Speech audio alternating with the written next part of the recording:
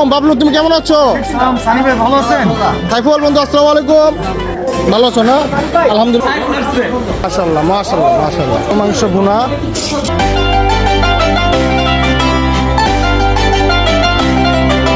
আজ স্বাধীনতার সঙ্গে বর্ষপূর্তি উপলক্ষে আয়োজিত বন্ধুদের ইফতার মতো আমরা আজকে সব বন্ধুরা একসাথে ইফতার করি ইনশাআল্লাহ আলহামদুলিল্লাহ।